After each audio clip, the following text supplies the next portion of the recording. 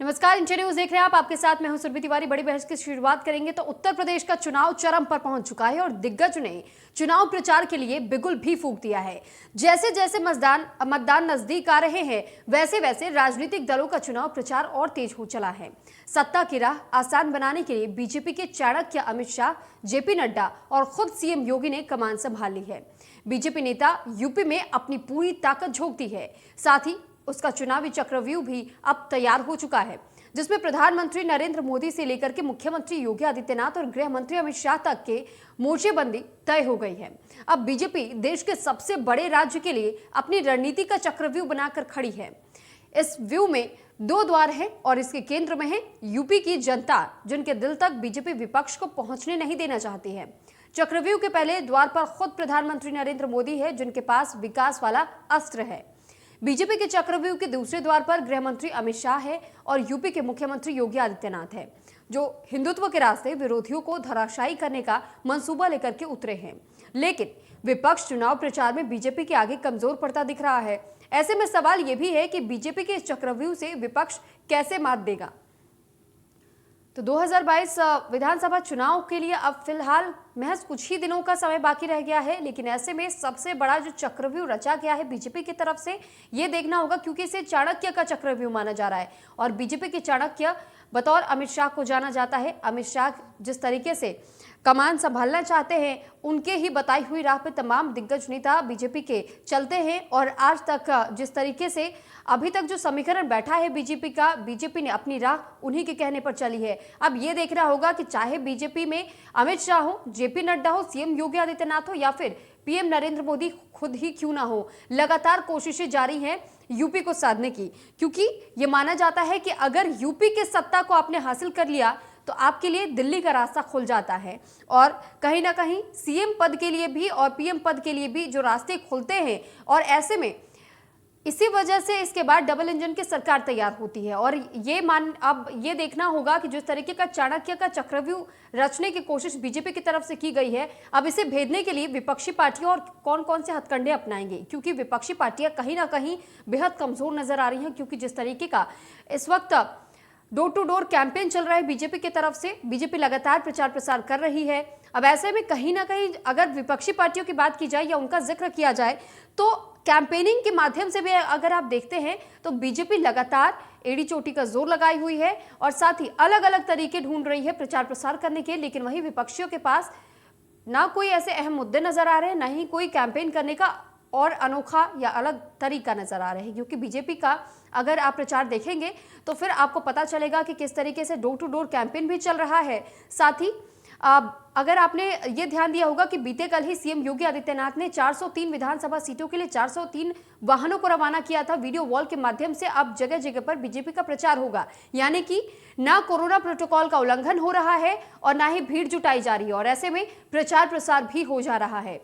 और इसके अलावा बीजेपी ने एक और अनोखा तरीका इस चुनाव के लिए चुना था, क्योंकि कोरोना काल चल रहा है, इसका भी ध्यान रखना बेहद जरूरी है। चुनाव आयोग ने भी हिदायत दी थी कि भीड़ आप नहीं जुटा सकते हैं। ऐसे में बीजेपी के जो दिग्गज नेता मनोज तिवारी है या फिर रवि किशन की भी बात करें तो इन दोनों ने ही अपने अपने तरफ से एक गाने की शुरुआत की और गाने के माध्यम से आम जनता तक संदेश पहुंचाने की कोशिश की कि किस तरीके से बीजेपी को मजबूती दी जा सकती है आम जनता के बीच में और क्या कुछ विकास कार्य अभी तक के सरकार में करवाए गए हैं। तो ऐसे में कहीं ना कहीं विपक्षियों पर अब ये तलवार लटकी हुई है कि आखिर वो कैसे आम जनता को भेदेंगे। तो चलिए बड़ी बहस की शुरुआत करते हैं, लेकिन उससे पहले आपको मेहमानों से भी रूबरू करवा देते हैं। तो चंद्रेश कुमार प्रवक्ता कांग्रेस से हमारे साथ जुड़ चुके हैं, कपिल श्रीवास्तव जी प्रवक्ता है समाजवादी पार्टी के, कंचन द्विवेदी जी हैं प्रवक्ता बीजेपी से। आप तीनों का बहुत स्वागत है। चंद्रेश कुमार जी, सबसे पहला सवाल मेरा आपसे रहने वाला है आज, क्योंकि देखिए जो चाणक्य का चक्रव्यूह कहा जा रहा है 2022 के विधानसभा चुनाव के लिए, किस तरीके से कांग्रेस पार्टी भेदेगी इसे?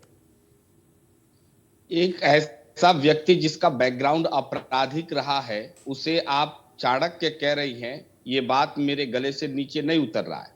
मैं आपको स्पष्ट करना चाहता हूं कि गृह मंत्री ने कैराना में जाकर जो डोर टू डोर कैंपेन किया है, दरअसल में वो चुनावी कैंपेन नहीं, उत्तर प्रदेश की राजनीति को सांप्रदायिकता का रंग देने का एक ओछा प्रयास है और उसकी हम भर्त्सना करते हैं, निंदा करते हैं। चुनाव से पहले इनको कैराना याद आ गया उससे पहले इनको कैराना याद नहीं आया। जब से गृह मंत्री बने हैं पहली बार कैराना गए, और कैराना से जाकर जो सांप्रदायिक ध्रुवीकरण करने का प्रधानमंत्री गृह मंत्री ने ओछा प्रयास किया है, उसकी हम भर्त्सना करते हैं, निंदा करते हैं। आपने तमाम बातें कही, गानों के माध्यम से लोग तमाम बातें बता रहे हैं। मैं आपको कुछ आंकड़े बता देना चाहता हूं आपके मंच के माध्यम से, आपके माध्यम से प्रदेश की जनता को, कि उत्तर प्रदेश नीति आयोग की रिपोर्ट के अनुसार गरीबी में नंबर 1 पर है। मानवाधिकार आयोग के अनुसार मानवाधिकार उल्लंघन में उत्तर प्रदेश नंबर 1 पर है।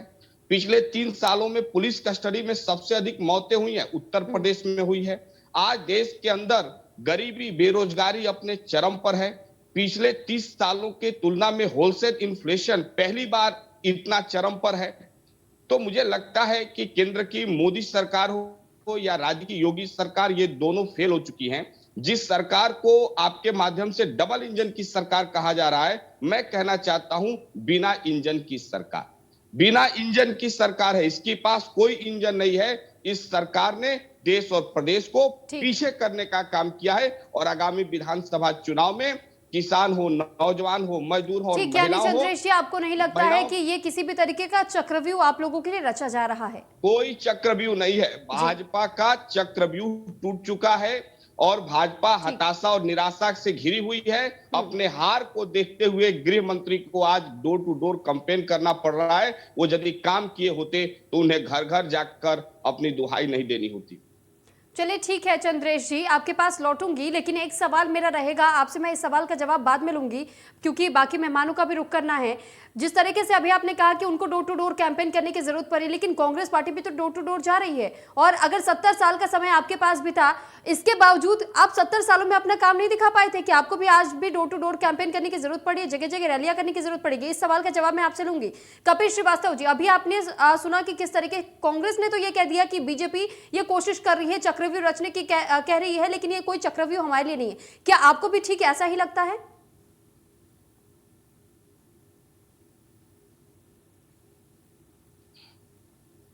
कपिल जी, क्या आपको मेरी आवाज मिल रही है?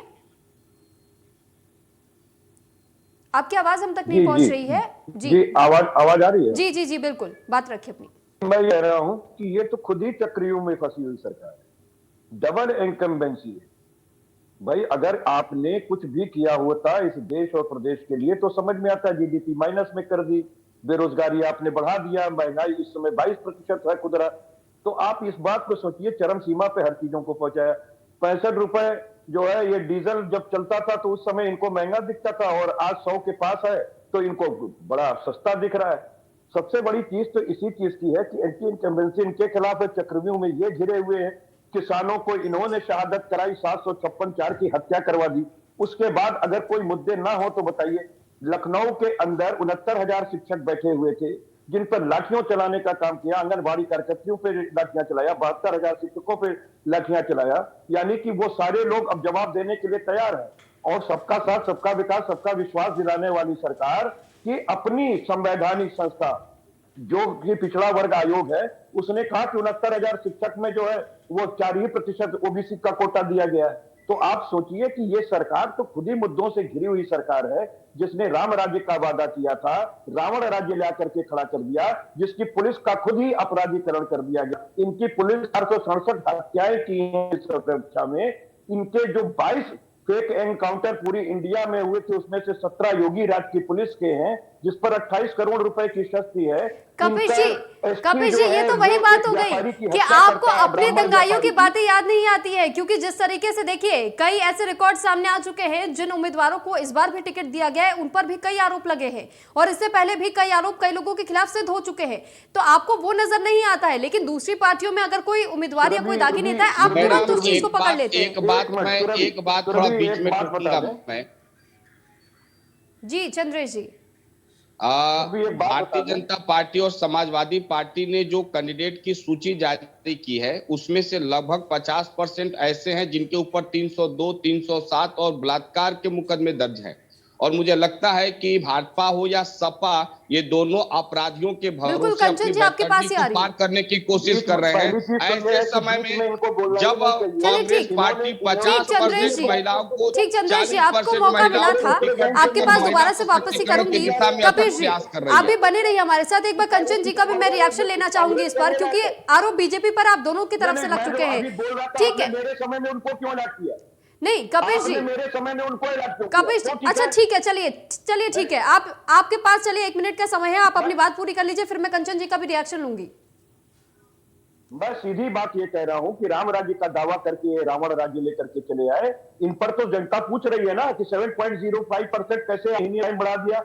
और अपराध के यौन अत्याचार मामले में, महिलाओं के विरुद्ध अपराध के मामले में, महिलाओं के अत्याचार के मामले में नंबर 1 पे इस समय देश खड़ा है। 25% भ्रष्टाचार और 35% साइबर क्राइम बढ़ चुका है। और 750 से ज्यादा नकली शराब पिला करके मौत तारीख कराई गई है। गांव माता को जो सुरक्षा देनी थी, उसमें हर गौशालाओं से चीजें उठ करके आ रही हैं कि गौ माता को जिंदा दफना दिया जा रहा है। तो वो सारी चीजें प्रकार है जिस पर ये नहीं कह सकते। पुलिस से ही हत्या कराई जा रही, चाहे अपना जैसे क्यों हो गोरखपुर के अंदर व्यापारी की हत्या कर दिया। ठीक है, और इनका ठीक है कपिल जी, आपने आरोप लगा लिए, आपने आरोप लगा लिए, आपने सवाल खड़े कर लिए। आज तक वो गिरफ्तार नहीं किया गया। तो ऐसा सोचिए कि ऐसी जो सरकार चल रही है। ठीक है कपिल जी, अब कंचन जी को बोलने नहीं दीजिए। अगर आपने सवाल खड़े किए हैं, आरोप लगाए हैं, तो कंचन जी से जवाब भी सुन लीजिए। कंचन जी जवाब दीजिए। मैं जवाब पहले दूंगी नहीं, पहले इनको जवाब दिलवाना होगा आपको। इनसे कपिल जी से पूछिए कहाँ गायों को जिंदा दफना दिया गया। हम लोग गायों के लिए काम करने वाले लोग हैं, आपके जैसे लोग नहीं है। कहाँ गायों को दफना दिया? एवी बोलेंगे आप बैठ करके। मैं आंकड़े दे दे रहा हूँ। कपिल जी जरा हमें समय दीजिए। कहाँ पर मार कपिल जी दिया जरा गया? हमें समय कुछ दीजिए। भी मैडम बोलते मैं हैं आपको आप। बड़ी गंभीरता पूर्वक बता रहा हूँ। भारतीय जनता पार्टी की प्रवक्ता महोदया, मेरी ये बात को ध्यान से दबाने सुनिए। का- महोबा ये में दबाने का, सुन लीजिए, कराने का, सुन लीजिए। लोगों को महोबा मारने का, में गुंडागर्दी जिंदा करने गायों का, को दफनाया इस गया। सफाइयों मध्य का है प्रदेश और में जिंदा हिंदुत्व गायों को को खत्म दफनाया करने गया। का आज कांग्रेसियों का गौशालाओं में प्लान गाय है। भूख और मुझे प्यास से याद तड़प है कर बहुत मर रही अच्छी है। तरीके से, हाईवे पर डॉक्टर अधिकतम रजा, गायें याद है रोज मुझे एक्सीडेंट की बहुत शिकार अच्छी हो से। रही है। और कांग्रेस की बात बताऊं, नहीद हसन याद है मुझे।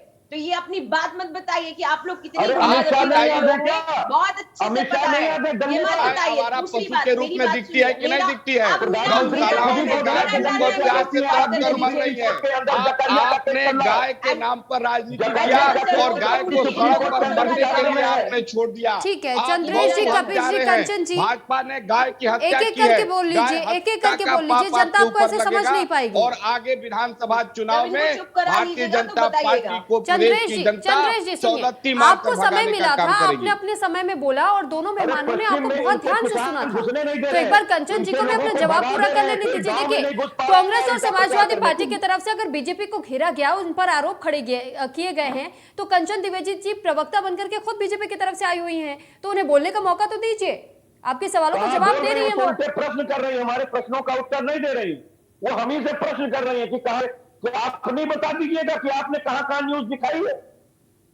कंचन जी क्या कहेंगे इस पर? सीधे बताइए जी, कांग्रेस को सिखों का नरसंहार शायद ये लोग भूल गए हैं।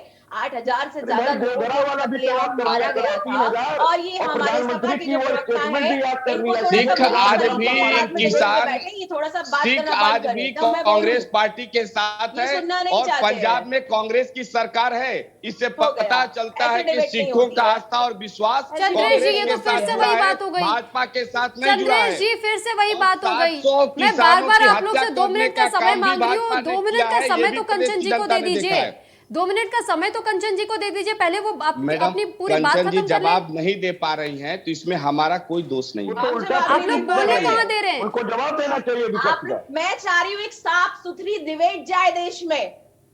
आप कभी आप साफ लोग हैं सुथरी कि अपना पूरा मैम, चलिए अच्छा कंचन ठीक जी है, अपनी बात पूरी आपके मंच कीजिए। के माध्यम कंचन जी से बात पूरी कीजिए, फिर मैं दोबारा चंद्रेश जी के कंचन पास जी, जाऊंगी।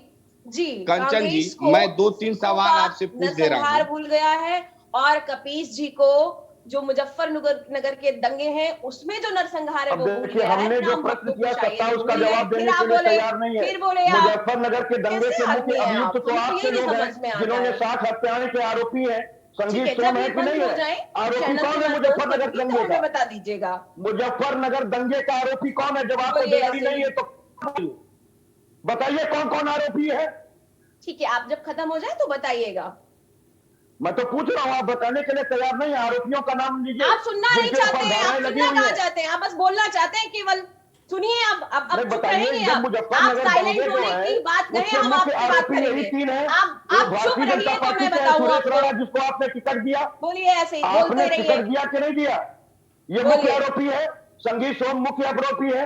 कुलदीप मुख्य आरोपी है, भारतीय जनता पार्टी के हैं, वो विधायक रहे। ये आपके जी अब्बास कौन है? बोलिए, दिया ये कि नहीं आपके दिया? जो नो जेल में पड़े हुए, जाकर उनको छुटा लीजिए, जाइए उनको छुटाइए कंचन जी, जाकर के, उनका बेटा रो कंचन रहा जी, है। आरोपियों का नाम कंचन जी, बताइए। तू 24 मैं की रफ्तार डिबेट से तुरंत बढ़िया रोक है दीजिए, कि मैं हम जानवर मुद्दे पर परेशान बात क्योंकि वो करें। लोग नहीं थे। और मैं आप चाहूंगा तीनों, कि चंद्रेश जी, गंभीरतापूर्वक कपिश जी, आप कंचन विपक्ष जी, का आप जवाब तीनों दीजिए। ही मुद्दे से भटक रहे हैं। हम 2022 के विधानसभा चुनाव को लेकर के चर्चा कर रहे हैं कि किसकी मैडम पार्टी मजबूती मैडम से सामने आ रही है, मैडम किसको मैं किसको कहीं ना कंचन जी कहीं से कुछ सवाल मात पूछना खाते हुए चाहता देखा हूं। जा सकता है। तो ऐसे में आप लोग मुद्दे से भटकने का काम कर रहे हैं। आप किसी और मुद्दे को गिना रहे हैं, हो कंचन गया, जी किसी अब और मैं मुद्दे की आंसर बात दे करें, दूं? कपिश जी किसी और मुद्दे को गिना। मेरा ऐसे तो पूरा डिबेट नहीं हो टर्न पाएगी इन्हीं फिर। लोगों ने खा लिया।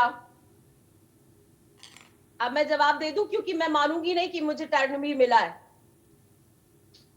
कंचन जी अच्छा, बात भाई, पूरी भाजपा ने कीजिए। कभी माना बोल? जी, अब मुझे सुनने का प्रयास करें। इन लोगों से कहें कृपया ये लोग थोड़ा थोड़ा अपने धैर्य का, साहस का थोड़ा सा नजरिया दिखाएं कि वो थोड़ा बहुत धैर्यवान भी हैं। ठीक है वैसे कपिश जी, समाजवादी की तरफ से कपिश मैडम जी, मैं आप नहीं एक जवाब मिनट नहीं का दे समय रही दे हैं, आप दीजिए, घुमा रही हैं 1 बात मिनट को का और समय दे कह रही दीजिए, हैं 1 कि हम मिनट के लोग बाद मैं बोलने नहीं आपके दे पास रहे भी हैं। आऊंगी।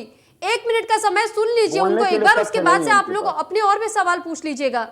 सुरभि, हमारे प्रश्नों का उत्तर दिला दीजिए। जी कंचन जी बात पूरी कीजिए।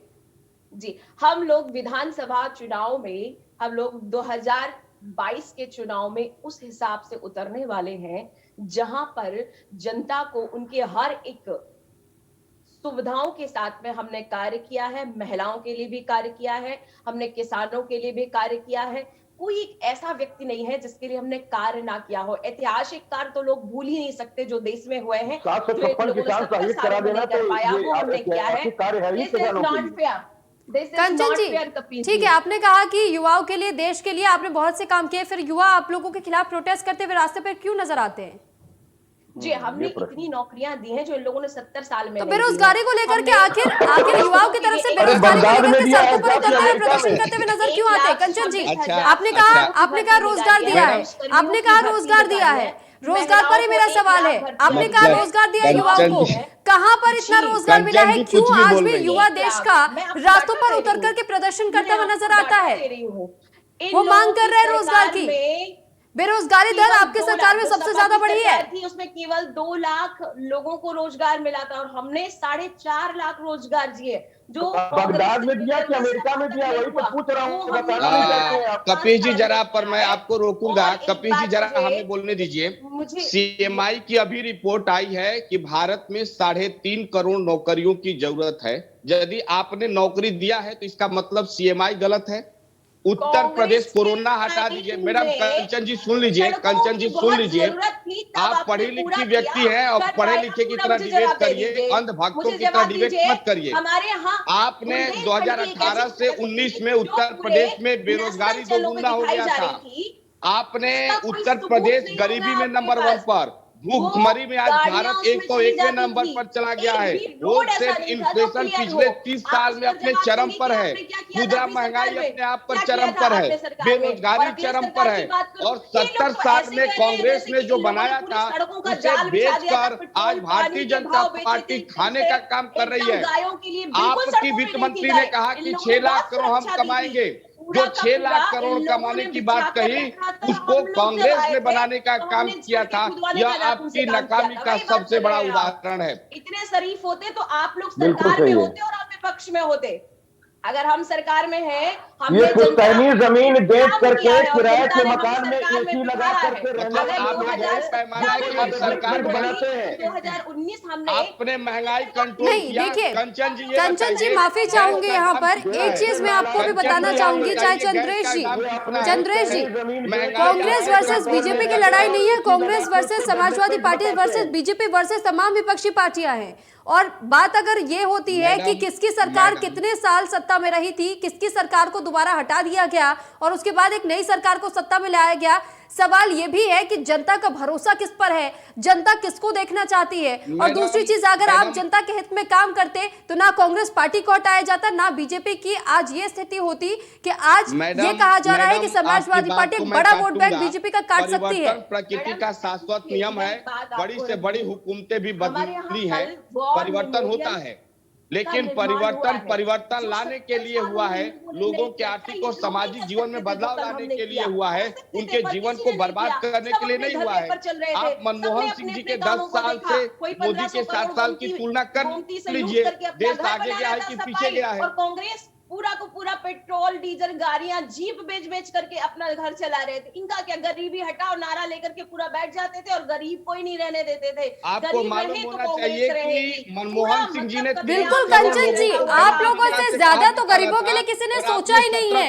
800 रुपए, 900 रुपए, 1200 रुपए सिलेंडर महंगे हो रहे हैं, सब्जियों के दाम महंगे हो रहे हैं, चावल दाल के दाम महंगे हो रहे हैं। आप लोगों से ज्यादा हितैषी तो गरीबियों का कोई है ही नहीं। बेरोजगारी दर बढ़ रहा है। अरे आप गरीबियों के लिए आपने कितना काम किया, बेरोजगारी दर बढ़ चुका है, रोजगार तो आप बहुत ज्यादा दे रहे हैं। मैं आपको जवाब देती हूँ, गरीबों के लिए जो ई श्रम हमारे द्वारा बन रहा है ना, सभी को 1,000 रुपए पहुंच रहा है। और जो राशन जो कोरोना के, कंचन जी एक सवाल है मेरा आपसे, कंचन जी एक सवाल है मेरा आपसे, क्या 1,000 रुपए में आप अपना गुजर बसर कर सकती है? क्या 1,000 रुपए क्या काफी होता है किसी का एक महीने का गुजर बसर करने के लिए? बेरोजगारी आज चरम पर है, ग्रामीण और शहरी दोनों क्षेत्रों में। ये कह रही है कि 1,000 रुपया लोगों को रोजगार चाहिए, लोगों को 1,000 रुपया नहीं चाहिए। या सरकारों की जेब में पहुंच जाता था। कम से कम जो मिल रहा है वो मिल तो रहा है व्यक्ति को। और जब इतनी मुसीबत है काम किया है तो बेरोजगारी कैसे बढ़ गई, महंगाई कैसे बढ़ गई। आपने बुलेट ट्रेन चलाने का वादा किया था, बुलेट ट्रेन चलाया क्या? काशी को क्योटो बनाने का वादा किया था, काशी क्योटो बना क्या? आपने कितने स्मार्ट सिटी बनाए बता दीजिए, आपने कुछ नहीं कर पाए। आपका startup fail, stand up fail, Ram की बात कर रहे थे ना कपिल जी, बुलेट ट्रेन का प्रोजेक्ट फेल, काशी को क्योटो बनाने की बात किया था, फेल।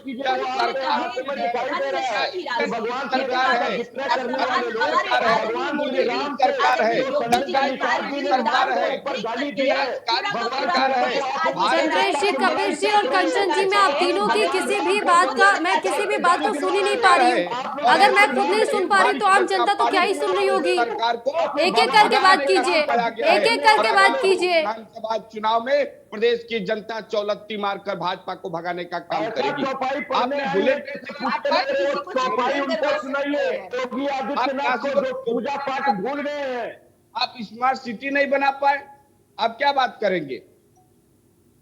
चलिए ठीक है, केवल बात करेंगे कपिल जी, केवल आप ही बात करेंगे, अपनी लाइन सुनाइए। सही कह रहे हैं आप। नहीं मैडम कंचन जी, मैं आपसे एक दो सवाल पूछना चाहता हूँ।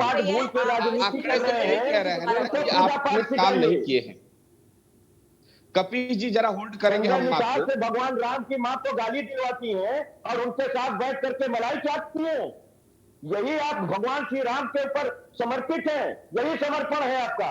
गाली दिलवा के संजय निषाद से दीजिए जवाब मुझे कि भगवान राम किसके पुत्र थे? सिंगी ऋषि के पुत्र थे कि दशरथ के पुत्र थे? और मां की गाली देने वाले के साथ आप सत्ता की मलाई क्यों चाट रही हैं? क्या मजबूरी है आपकी?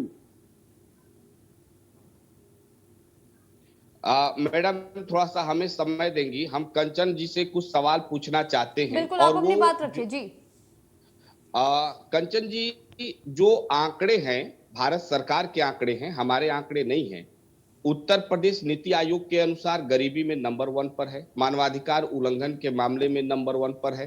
प्रति वर्ष 2 करोड़ लोगों को नौकरी देने का आपने वादा किया था, आज बेरोजगारी चरम पर है।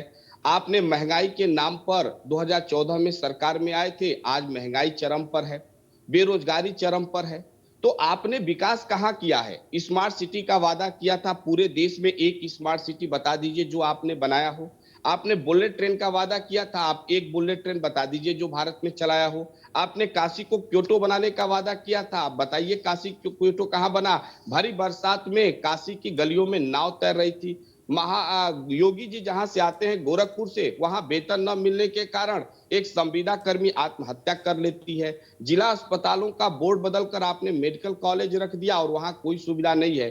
तो उत्तर प्रदेश की जनता ये जान चुकी है कि केंद्र में मोदी सरकार और राज्य में योगी सरकार पूर्ण रूप से फेल हो चुकी है और किस प्रकार से उत्तर प्रदेश के नौजवान सड़क पर उतरकर रोजगार के लिए बड़े पैमाने पर लखनऊ से लेकर अपने अपने जिलों तक आंदोलन किए, कैंपेन चलाए, आज भी कैंपेन चला रहे हैं। उत्तर प्रदेश की जनता आगामी विधानसभा में सीधे यह जो लड़ाई है ना, ये अब भाजपा बनाम सपा बनाम कांग्रेस नहीं है, ये सीधे उत्तर प्रदेश के नौजवान बनाम भाजपा की लड़ाई है, उत्तर प्रदेश की महिला बनाम भाजपा की लड़ाई है। ठीक चंद्रेश जी, आपने जंग की बात की, चुनाव की बात की, एक सवाल मेरा भी आपसे, जिस तरीके से उत्तर प्रदेश में प्रियंका गांधी की तरफ से नारा दिया गया है, लड़की हूं लड़ सकती हूं, 40% भागीदारी की बात की गई, तो क्या 40% की भागीदारी सिर्फ उत्तर प्रदेश को चाहिए महिलाओं के लिए? क्या किसी और राज्य में नहीं है? दूसरे राज्यों में आप महिलाओं की आवाज क्यों नहीं बुलंद करते हैं? दूसरे राज्यों में 40% भागीदारी महिलाओं को क्यों नहीं दे रहे हैं? सुन लीजिए, आप बीजेपी पर तो सवाल खड़े करते रहे, लेकिन आप भी अपने गिरबान में झांक के देखिए और उसके बाद इस सवाल का जवाब जरूर दीजिएगा। मैडम, जब केंद्र में कांग्रेस की सरकार थी, सरकारी नौकरियों में महिलाओं को रिजर्वेशन देने की बात की गई थी और हमने बिल लाया था। तब भारतीय जनता पार्टी ने समाजवादी पार्टी के साथ मिलकर विरोध किया और बिल को पारित नहीं होने दिया। आप पंजाब में जाकर देखिए, वहां सरकारी नौकरियों में महिलाओं को रिजर्वेशन विशेष तौर पे दिए जा रहे हैं। उत्तर प्रदेश में जब ये अपने लिस्ट जारी कर रहे हैं कैंडिडेट के, जहां पर 50% से अधिक आपराधिक बैकग्राउंड के लोगों को भाजपा और सपा टिकट दे रही है, वहीं पर कांग्रेस 40% महिलाओं को टिकट देकर महिला सशक्तिकरण की दिशा में एक अनोखा प्रयास किया है। महिलाएं क्या और राज्यों में नहीं है? हमने शुरुआत महिलाएं और राज्यों में नहीं है, पंजाब में भी देंगे, हम उत्तराखंड में भी देंगे, हम तो ये अनाउंसमेंट क्यों नहीं की गई? नहीं, 5 राज्यों में अगर चुनाव है, 5 राज्यों में आपकी भी सरकार है ना, 5 राज्यों में अगर चुनाव हो रहे हैं तो सिर्फ एक राज्य में ये घोषणा क्यों? सशक्तिकरण की दिशा में, इसलिए आपको हमारा चंद्रेश जी, आपने आरोप कंचन जी पे तो लगा दिया कि वो मुद्दे से भटक रही, मेरे सवालों का जवाब नहीं दे रही है। आपने मेरे पहले सवाल का भी जवाब नहीं दिया था, जो मैंने आपसे शुरू में पूछा था कि बाद में इसका जवाब मैं मांगूंगी। दूसरे सवाल का जवाब भी आपने अभी तक नहीं दिया। उत्तराखंड में भी देखें तो आपने सिर्फ 3 महिलाओं को टिकट दिया है। सिर्फ उत्तर प्रदेश के लिए नारा है? आप सिर्फ उत्तर प्रदेश के लिए नारा दे रहे हैं कि लड़की लड़ सकती हूँ, बाकी राज्यों की लड़कियां नहीं है? प्रदेश की या आप उन्हें कमजोर समझते हैं? प्रदेश की प्रभारी हैं और इसकी शुरुआत हमने उत्तर प्रदेश से किया है। उत्तर प्रदेश में जहां पर हाथरस की बेटी को कूड़े के ढेर पे जला दिया जाता है। चंद्रेश जी, आपने कहा उत्तर प्रदेश से इसकी शुरुआत की है। मेरा सवाल ध्यान से सुनिए, मेरा सवाल ध्यान से सुनिए, एक बार फिर से दोहरा देती हूँ आपके क्लियरेंस के लिए, एक बार सवाल और दोहरा देती हूँ। आपने कहा उत्तर प्रदेश से इसकी शुरुआत की है। मेरा सवाल यह है, अगर चुनाव इसी साल 5 राज्यों में चुनाव हो रहे, क्या बाकी के 5 राज्यों में कांग्रेस पार्टी क्या है ही नहीं? वहां भी तो है ना आपकी सरकारें, आपकी पार्टी वहां पे तो चल रही है ना। ऐसे में मेरा सिर्फ इतना पूछना है आपसे कि सिर्फ उत्तर प्रदेश से इसकी शुरुआत क्यों, बाकी के 4 राज्यों में क्यों नहीं? सुन लीजिए, यह डिसीजन लेना प्रोविंशियल कांग्रेस कमेटी का काम होता है और स्टेट में प्रोविंशियल कांग्रेस कमेटी ने, जहां पर प्रभारी प्रियंका जी हैं, उत्तर प्रदेश ने यह निर्णय लिया है और उत्तर प्रदेश ने भारत के सभी राज्यों को यह मैसेज दिया है कि हमें महिला सशक्तिकरण की दिशा में एक प्रयास करना चाहिए। वो प्रयास हमने किया। और आपने कहा कि हमारा बैकग्राउंड, मैडम, हमने सदन में जब मनमोहन जी की सरकार थी, केंद्र में सरकारी नौकरियों में महिलाओं को रिजर्वेशन देने के लिए हमने बिल लाया था, तब भाजपा और सपा एक फ्रंट पर आकर उस विधेयक का विरोध करने का काम किया था। कांग्रेस हमेशा से महिलाओं के हितों की चंद्रेश जी, फिर आप बातों को गोल गोल घुमाने का काम कर रहे हैं। आप मुद्दे पे तो आ ही नहीं रहे। मैं जो सवाल कर रही हूँ, आप उस सवाल का जवाब ही नहीं दे रहे। आपके पास की नहीं है, लग रहा है आप इस सवाल का जवाब नहीं दे पाएंगे। दूसरों पर सवाल खड़े करना सबके लिए आसान होता है। चलिए ठीक है, रहने दीजिए चंद्रेश जी, मेरे पास समय का अभाव चल रहा है, तो मैं एक बार कपिश जी का भी रुख करना चाहूंगी। कपिश जी भी काफी देर से चुप होकर के सुन रहे हैं, वो भी कुछ कहना चाहते हैं। कपिश जी, अपनी बात रखिए। देखिए, हम लोगों ने लगभग सारे मुद्दे कह दिए और नीति आयोग ने की एक बात जो चंद्रेश भाई छोड़ रहे थे वो मैं बताऊं कि जो हमारा हेल्थ इंडेक्स है, हम उसमें भी सबसे नीचे हैं। तो इस बात को सोचना होगा कि जो इलाहाबाद उच्च न्यायालय ने कहा था कोविड काल के दौरान कि ये सरकार जिनोसाइड करा रही है और इसकी स्वास्थ्य चिकित्सा व्यवस्था जो है खस्ते हाल में, भगवान राम भरोसे है, तो इसका भी जवाब कंचन जी से लीजिएगा। मैं अपना समय कंचन को देता हूं क्योंकि वो कुछ बोल नहीं पाएंगे।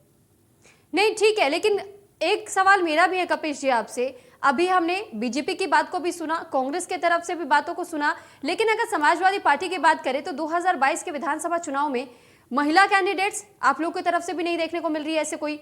दूसरी चीज ये कि पहले अखिलेश यादव ने यह कह दिया था कि वो चुनाव लड़ेंगे ही नहीं। जब सीएम योगी आदित्यनाथ की तरफ से यह अनाउंस किया गया कि वो अगर जनता चाहती है तो बेशक चुनाव मैदान में उतरेंगे, अखिलेश यादव ने 1 या 2 दिन के भीतर ही उन्होंने भी अनाउंस कर दिया कि वो भी चुनाव मैदान में उतरेंगे। तो ये क्या सिर्फ सियासत सिर्फ उत्तर प्रदेश में इसी तरीके से आप करेंगे, या फिर आप भी जोर देंगे विकास की ओर, या सिर्फ गद्दी का खेल है? नहीं सुरभि जी, कामाबाई पुलिस स्टाफ, आपके कई प्रश्न एक साथ हैं, मैं सबका जवाब देता हूं। पहली चीज आपने कहा कि आप महिलाओं को नहीं दे रहे हैं। अभी हमारी पूरी लिस्ट आने दीजिए, हम महिलाओं को भी देंगे, लेकिन हम विनिंग कैंडिडेट देंगे। और आप देखिए ना, योगी आदित्यनाथ जी के विरुद्ध ही हमने महिला दी। भाई इन्हीं के घर की बहू रही, और उनके साथ जिस तरीके का व्यवहार किया गया है और जिस तरीके से उनके परिवार के साथ अत्याचार किया गया, वो किसी से छुपा नहीं, योगी आदित्यनाथ जी ने स्वयं किया है। आज वो उनके खिलाफ मैदान में, हम सारे लोग उनके साथ।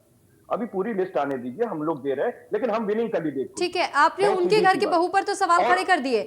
आप लोगों के साथ क्या हो गया था, क्या तकलीफ हुई थी कि अपर्णा यादव को आपकी पार्टी छोड़ करके बीजेपी का दामन थामना पड़ गया? अपर्णा यादव ये कह रही है कि बीजेपी में वो ज्यादा सुरक्षित महसूस कर रही हैं समाजवादी पार्टी में। इसका मतलब तो यही हुआ ना कि समाजवादी पार्टी ने उन्हें वो तवज्जो नहीं दी, वो इंपॉर्टेंस नहीं दी, वो सम्मान नहीं दिया जो बीजेपी में उनको आने के बाद ही मिल गया। भी आ रहे हैं, आपने कई प्रश्न किए हैं, सबका जवाब लेते चलिए, है ना। आप खुद भूल जा रहे हैं आपने क्या क्या प्रश्न किए। मैं एक बात ये कह रहा हूं कि आप अगर अपर्णा यादव जी के बारे में कह रही हैं तो उनको लोकतंत्र में पूरी छूट है कि वो जहां ज्यादा सुरक्षित महसूस करें वहां चले जाएं, क्योंकि वो परिवार के बीच में सुरक्षित नहीं थे, माननीय नेताजी से सुरक्षित नहीं थे, चाचा जी से सुरक्षित नहीं थे। नहीं सुन लें, एक मिनट सुन लें, अरे भाई सुन तो लें। कंचन जी बात पूरी हो जाने दीजिए। जब आपने प्रश्न किया है कंचन, मैं अपना समय आपको दे रहा था ऑनेस्टली, लेकिन इन्होंने प्रश्न किया है तो अब हमें उत्तर देना पड़ेगा। आपको भी मिलेगा। कंचन सुन लें, मैंने ऑनेस्टली आपको समय दिया था अपना भी। मैंने कहा था सुरभि से कि आप कंचन ऐसा नहीं किया लेकिन आपने, इन्होंने खुद ही हमसे इतने प्रश्न करनी है, हमारी उत्तर दे लेने दो, अब हमें उत्तर दे लेने दो, हम एक बात कह रहे हैं कि हमारे अगर आपको सुरक्षा नहीं थी, अपने ही आप अपना परिवार छोड़ करके आई है और आपको वहां अमित शाह जी दे रहे हैं जो कि तड़ीपार रहे हैं, माननीय प्रधानमंत्री जी जो कि अपनी ही पत्नी अपने पास नहीं रख पाए, अकारण छोड़ रखे हैं, वहां सुरक्षित महसूस करते हैं। आप एमजे अकबर जहां 35 महिला पत्रकारों का बलात्कार किया, उस पार्टी में आप सुरक्षित महसूस करती हैं। अगर आप स्वामी चिन्मयानंद जो बहन बेटियों से तेल मालिश करवाता है और संत जो है लंठ को बाहर कर देते, बहन जो जेल में होती है, अगर आप वहां सुरक्षित महसूस करती हैं, वहां जो सेंगर जो पूरी बिटिया के परिवार को मरवा दिया, बलात्कार किया और ग्रुप बलात्कार किया और आप वहां सुरक्षित महसूस करती है, तो हमें कुछ नहीं कहना है। बहन हमारी कंचन भी चलिए ठीक है कपिश जी, मैं आपको कुछ और नाम गिनवा देती हूँ। ठीक है, बात सिर्फ अपर्णा यादव की नहीं है, बात सिर्फ अपर्णा यादव की नहीं है। समाजवादी पार्टी से मुलायम सिंह यादव के साढ़ू, उन्होंने बीजेपी का दामन थामा। अखिलेश यादव जी के अगर देखिए, वही तो मैं कह रही हूँ, सिर्फ अपर्णा यादव की तो बात ही नहीं है। प्रमोद गुप्ता हो या फिर अगर मुलायम सिंह यादव जी के समर्थी भी रहे हो, उन्होंने भी आपका दामन छोड़ दिया और बीजेपी के दामन थाम लिया। तो ऐसा क्यों है कि आप ही के परिवार के सदस्य ऐसे जो कि बीजेपी का दामन थाम रहे हैं, जो कि आपके लिए कट्टर विपक्षी दल सबसे ज्यादा इस वक्त बीजेपी बनी हुई है? हमें क्या एतराज है सुरभि, एक बात बताओ, हमें क्यों एतराज है? हमारे ही परिवार को बढ़ा रहे हैं ना अपने, कम से कम परिवारवाद का तोहमत हम पर नहीं लगाएंगे, हमारा ही तो परिवार बढ़ा रहे हैं। क्या दिक्कत है? अभी हम टिकट देते, हम बढ़ाते तो आप सारे लोग प्रश्न खड़े कर देते। अब हमारे परिवार को भारतीय जनता पार्टी बढ़ा रही है तो क्लैपिंग कीजिए, इससे ज्यादा और शुभ संकेत क्या हो सकते हैं? जब बीजेपी से लोग छोड़ करके आपकी पार्टी का दामन थाम रहे थे, तब तो आप बीजेपी पर तीखे हमले कर रहे थे, तब तो आप ये कह रहे थे कि देखिए बीजेपी में यही चीजें हो रही है, इस वजह से बीजेपी से लोग उनका दामन छोड़ करके समाजवादी पार्टी में शामिल हो रहे हैं। आज जब आपके परिवार के सदस्य छोड़ करके पार्टी का दामन छोड़ करके बीजेपी का दामन थाम रहे, तो आज आपको तकलीफ हो रही है। उनकी पहचान मुलायम सिंह यादव जी से है। कंचन जी क्या कहेंगे इस पर? क्योंकि आपको परिचय देते समय भी मुलायम सिंह जी का ही नाम लेना पड़ रहा है, अखिलेश यादव जी का ही नाम लेना पड़ रहा है, शिवपाल यादव जी का ही नाम लेना पड़ रहा है। मेरे कार्यालय में इनकी लाल टोपी वाले इतने लोग खड़े थे कि सभी को हमारी पार्टी की सदस्यता चाहिए थी। मैं अरे भाई लाल आज आप भी पहन ली है और लाल कंबल लेके बैठी है। बात अब मुझे सुन लीजिए कपिल जी, मैं एक दूसरी बात और कह दूं। बहुत रामायण की बात कर रहे हैं, राम की बात कर रहे हैं, मैं जरा भागवत की बात कर लूं। गृहिणी भागवत की बात ना कीजिए, हमको सिर्फ ये बताइए संजय निषाद ने जो भगवान श्री राम की मां को गाली देने का काम किया है, आप ऐसी पार्टी के साथ सत्ता की लोलुपता में क्यों खड़ी है? इसका जवाब दीजिए। उत्तर प्रदेश की जनता आपसे प्रश्न करना चाहती है। भगवान राम को मां की गाली देने वाले के साथ भारतीय जनता पार्टी क्यों खड़ी है? कंचन जी, एक मिनट कपिल जी जरा रुकिएगा, कपिल जी जरा रुकिएगा। आप कंचन जी से एक सवाल पूछना चाहते हैं। मोदी जी ने अपनी पत्नी को बिना बताए छोड़ दिए और उसे दर दर भटकने के लिए मजबूर कर दिए और लगातार मलाई चाटते रहे। अगर ठीक है आपने पीएम मोदी की पत्नी पर सवाल खड़े किए तो काश आपने उनकी पत्नी का इंटरव्यू भी सुना होता। उन्होंने भी इस बात को लेकर के साफ कहा था कि मुझे कोई तकलीफ नहीं है, मैं आज भी उनके साथ खड़ी हूँ, कल भी उनके साथ खड़ी थी और कल भी उनके साथ खड़ी रहूंगी। नहीं, देखिए दंडनीय तब होता है जब सुनिए, आप बात तो सुन लीजिए एक बार। आपने कहा कि उनकी पत्नी को उन्होंने छोड़ दिया, वो बात की बात है, वो अलग बात है। पार्टी के सदस्य एक पार्टी छोड़ करके दूसरी विपक्षी पार्टी में शामिल हो रहे। हम विपक्षी पार्टियों की बात कर रहे हैं, किसी के निजी जीवन को लेकर के नहीं पूछताछ कर रही है। आपके यहाँ पे धक्का दे दिया जाता है, पिता को आपके यहाँ पे धक्का दे दिया जाता है, चाचा को। खुद ये देख लीजिए कि किस तरीके से आडवाणी जी को धक्का दे दिया जाता है, किस तरीके से जूता पैदा करने की पार्टी है। कपिल जी, चंद्रेश जी, एक बात आपको समझने की जरूरत है। कपिल जी, चंद्रेश जी, एक बात आपको समझने की जरूरत है। जोशना बेन जी किसी पार्टी का हिस्सा नहीं है, किसी पार्टी का हिस्सा नहीं है, उनको बीच में मत घसीटिए। वो किसी पार्टी का हिस्सा नहीं है, आप उनका नाम इस तरीके से नहीं उछाल सकते हैं। जो लोग पार्टी में हैं, मैंने सिर्फ उन्हीं लोगों का जिक्र किया है। अगर समाजवादी पार्टी के सारे परिवार के सदस्य अगर पार्टी में शामिल है तो उनका जिक्र होगा। ज्योत्सना बेन पार्टी में नहीं है, किसी पार्टी का हिस्सा नहीं है वो। मोदी जी तो पार्टी में है ना, मोदी जी तो पार्टी में है ना, और इसका परिणाम क्या होगा 10 तारीख को आपको पता चल जाएगा।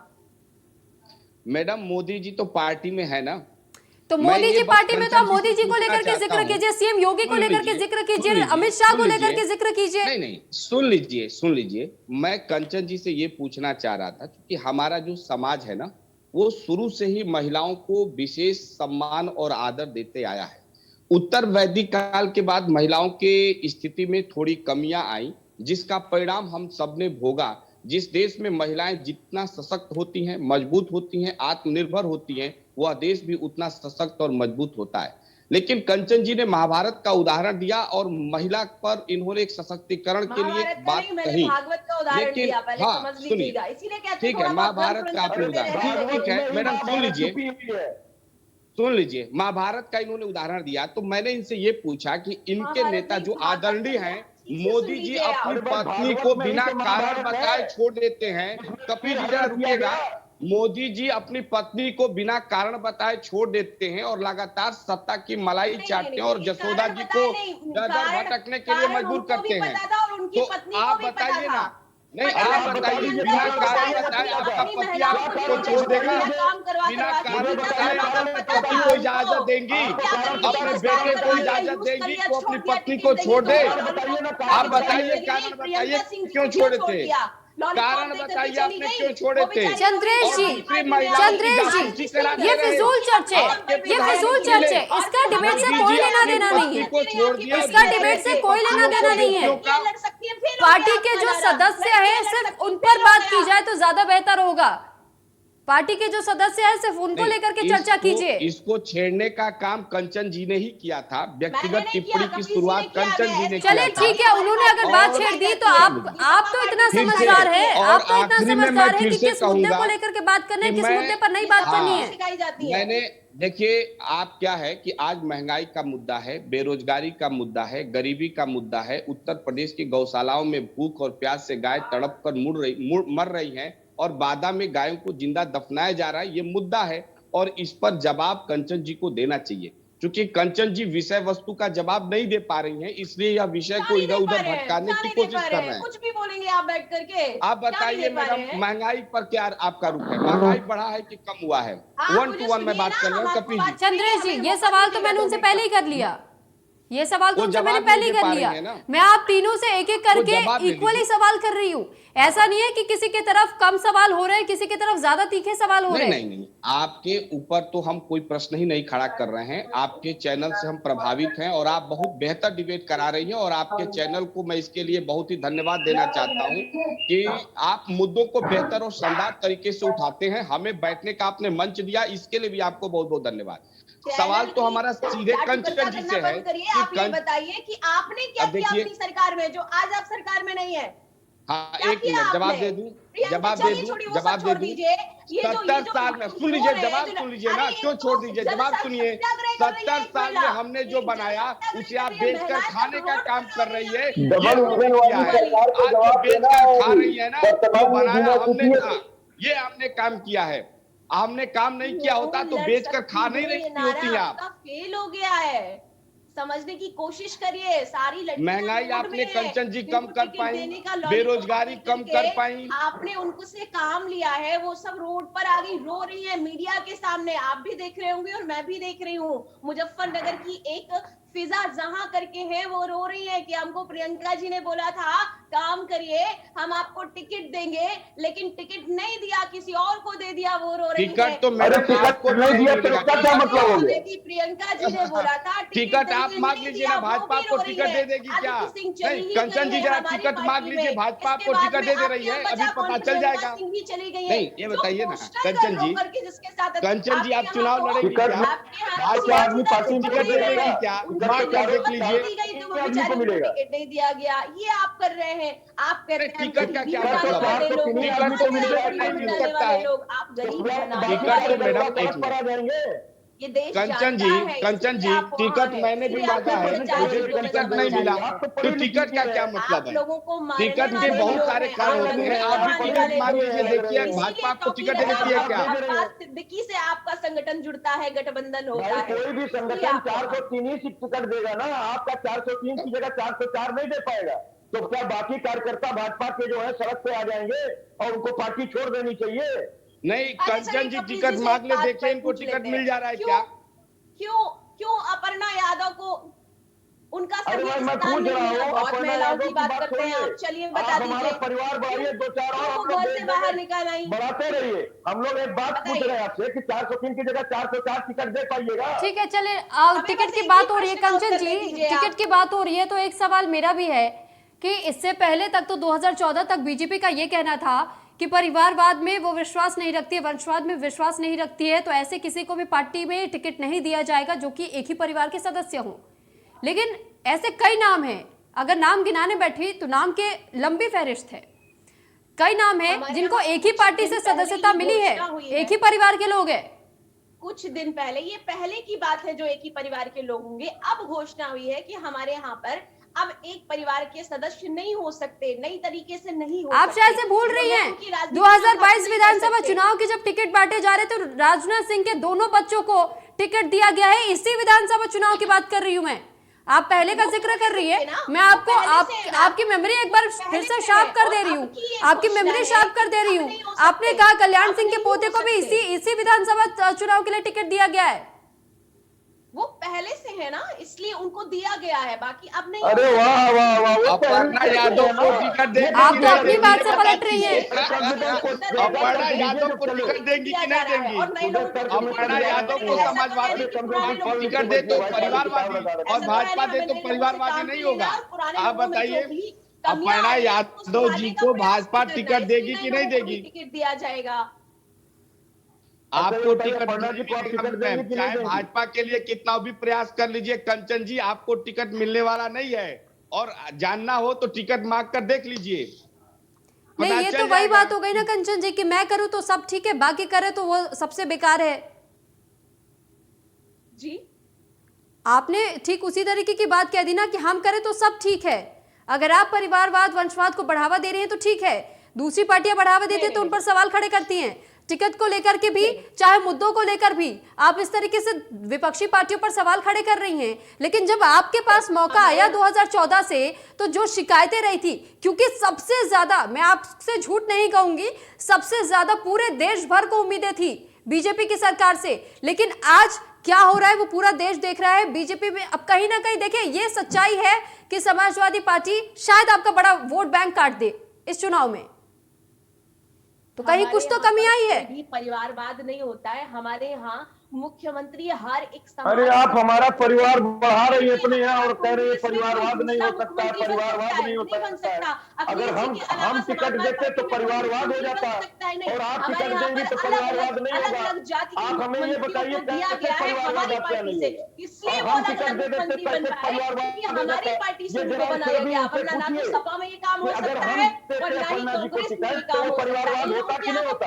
और ये टिकट देंगी तो परिवारवाद नहीं। कंचन जी, मैंने तो अभी आपको 2 से 3 नाम गिना दिए जो कि परिवारवाद को बढ़ावा देने का काम करे। चंद्रेश जी कुछ कहना चाह रहे हैं, चंद्रेश जी बात पूरी कीजिए।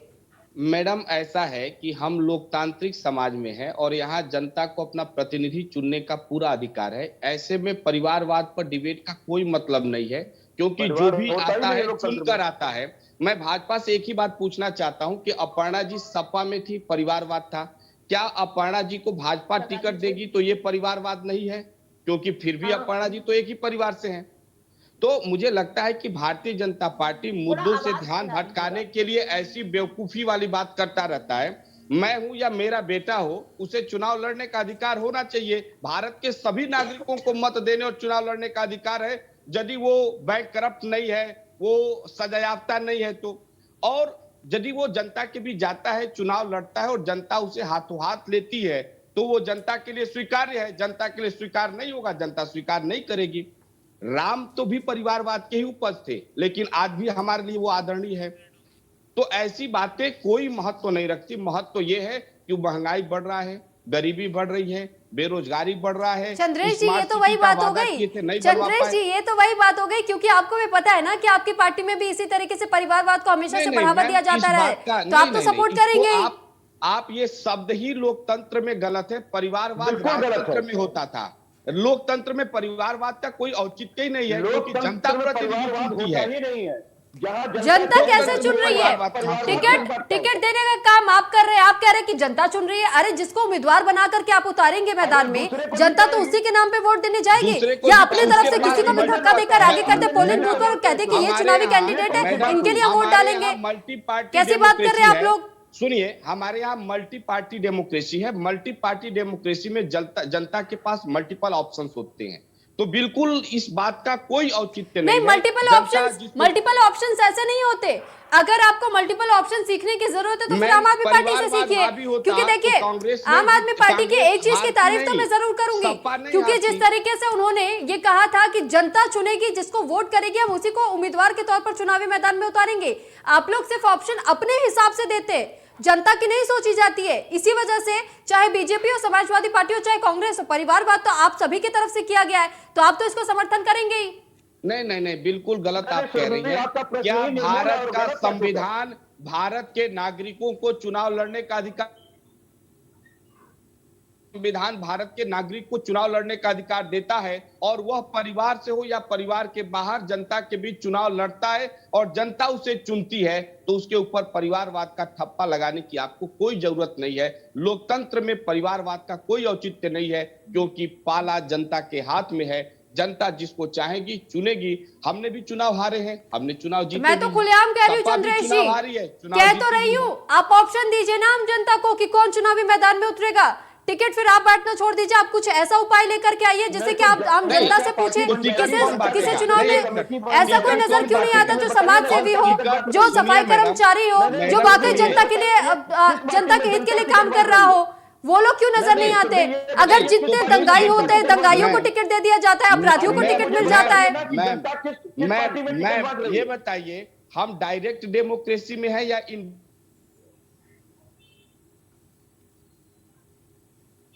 चंद्रेश जी आपकी आवाज नहीं आ रही है। कपिश जी एक लास्ट रिएक्शन छोटा सा आपसे चाहूंगी, उसके बाद से डिबेट को यही खत्म कर दें।